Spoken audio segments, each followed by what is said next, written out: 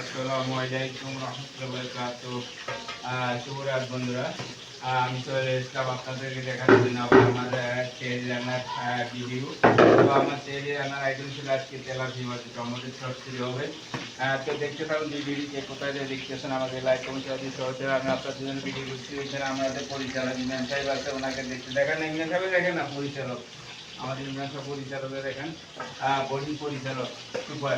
তো দেখতে থাকুন আমার ভিডিও, আমি আপনাদের জন্য ভিডিওগুলো বানাচ্ছি। আমাদের কেউ লাইক কমেন্ট শেয়ার না দিন আঙুল দিয়ে একটা কোথা মারিয়ে।